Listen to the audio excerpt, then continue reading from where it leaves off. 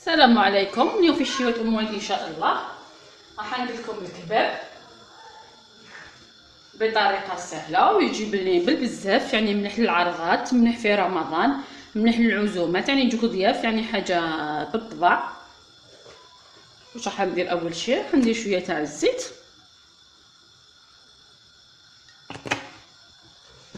وشويه تاع الزبده ولا مارغرين، يعني راح يعطينا بنه الاطباق تاعنا. الزبده والمارغرين ملح في الطياب بزاف. واش راح ندير؟ راح ندير الطراف تاع الدجاج. بسم الله.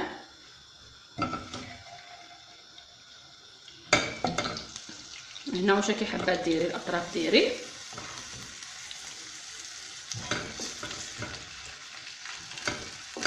كما رانا نشوفوا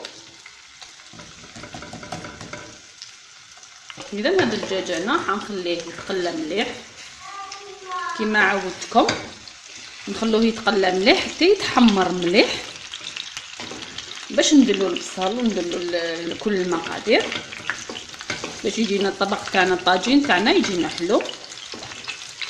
اذا منين داك يعني قلبوا المرصوه تاع الدجاج تاعكم حتى يتحمروا ونرجع لكم فيما بعد ان شاء الله.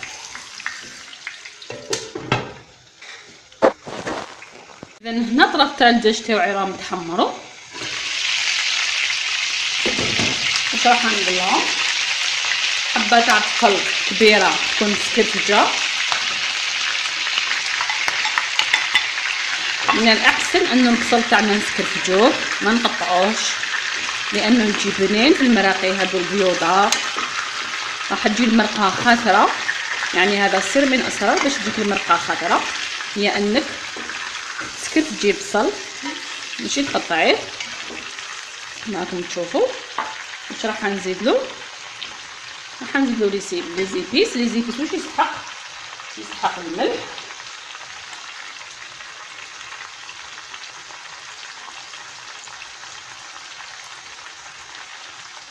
الملح الحل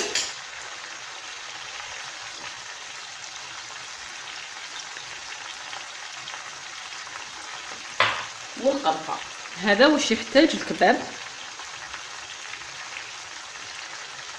ما يحتاج بزاف العقاقر.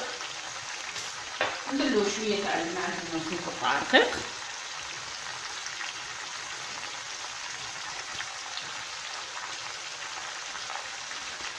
نخلي الكل يتقلى مليح كما رانا نشوفوا.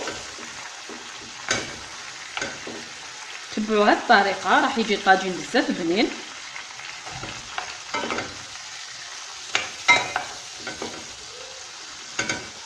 كما رانا نشوفوا نخلوه الزيت يتقلى بهذه الطريقه حتى الدجاج راح يطيب لنا نص طياب، يعني كي تمرقيه مش راح يدينا الوقت بزاف في الطياب. راح نزيد نخليه يتقلى مليح ونرجع لكم فيما بعد. اذا هنا وتقلى مليح داك البصل تاعي مع الدجاج والريحه، يعني ما عندي ما نحكي لكم ما شاء الله. واش راح ندير له هنا؟ الحميصه. انا عندي الحميصه راهي طايبه نديرها.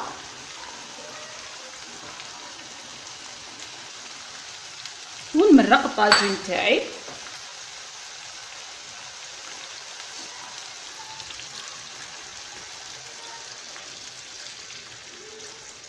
قيس ما يتغطى الدجاج فقط، ما تكثروش الماء بزاف. كما قلت لكم الدجاج عندي راه طاب، عندي نص طياب لاني قليته مليح. من بعد كي تمرقي مرقي قيس ما يتغطى الدجاج فقط. شوفوا هذاك الوجه اللي جا في الطاجين، لانه كي تقلي مليح البصل والدجاج تاعك راح يعطيك هذا اللون هذا. الملح ما تكثروش، كما نعرفوا انه المرقه البيضاء ما ترفدش الملح بزاف. نزيد له شويه تاع الماء اذا ونخليه حتى يطيب الدجاج تاعي ونرجع لكم فيما بعد ان شاء الله. اذا انا حكمت البطاطا، غسلتها نقيتها وغسلتها كما راكم تشوفوا. نقطعها على شكل فريت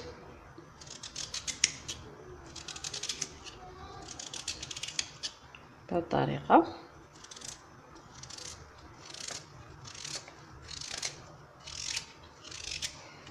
نزيد الحبة الأخيرة. يعني هاد الطريقة يعني نعرفوها كامل، لكن ما فيهاش حرج، نعملها أمامكم. إذا نقطع البطاطا تاعي في خيط هكذا بالطول. إذا هذه واش راح ندير، راح نملحها ونقليها ونرجع لكم باذن الله. اذا هنا كما رانا نشوفوا الدجاج تاعي راهو طاب، المريقه تاعي راهي مليحه، راح نخلو فيها المرقه شويه. اذا نحي هذاك الدجاج كامل،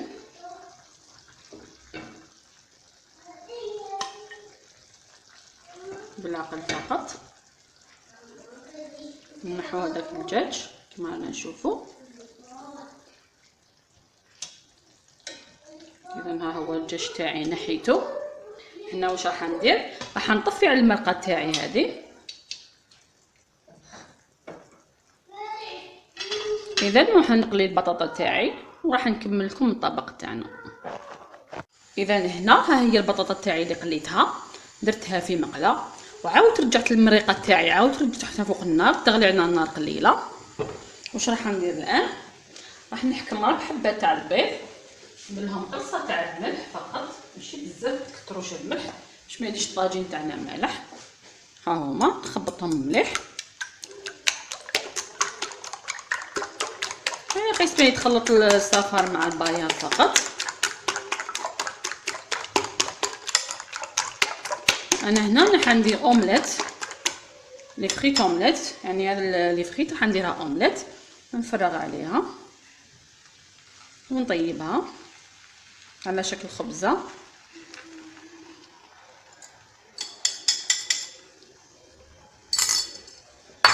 اذا نخلي البيض تاعي يطيب مليح ونقلب الخبزه تاعي. انا هي الاومليت تاعي هنا راهي طابت مليح. واش راح ندير، راح نفتح القدره تاعي وندير هذيك الاومليت تاعي في المريقه.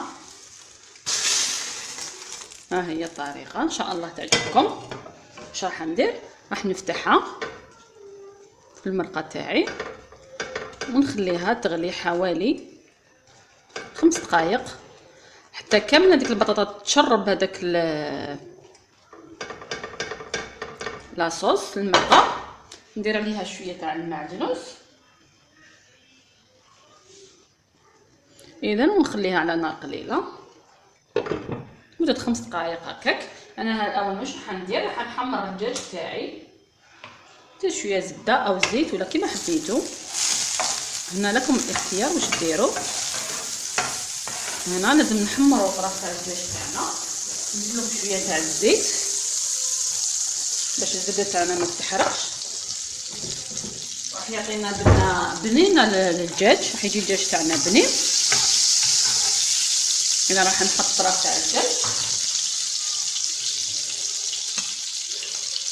اللي طاب وصفيته من المرقه.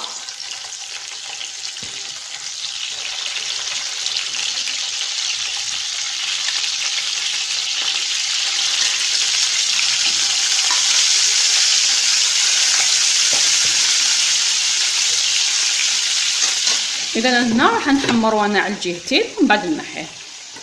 الان راح نسرب لكم طاجين الكباب تاعنا، راهو واجد. بسم الله، راهو مازال سخون، حنقدموه. بسم الله، ها هو طبق الكباب تاعنا. ان شاء الله تعجبكم الطريقه تاعي لانه يجو بزاف بنين وتجي فيه المريقه كما حنا الجزائريين نحبوا بزاف المرقه.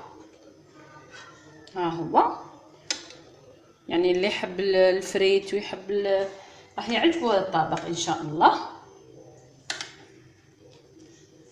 كما راكم تشوفوا قدموه مع الحميصه والمريقه تاعو، يعني طبق غالي. اذا ها هو الكباب تاعنا، كما رانا نشوفوا، يعني كميه تاع عندنا كامله. ونقدموا مع الدجاج اللي كنت قليته.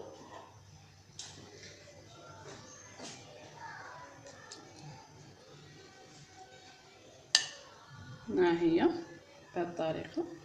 ان شاء الله تعجبكم الطريقه وتجربوه وترجعوا لي الخبر. اذا ها هو الطبق تاعنا وها واجد.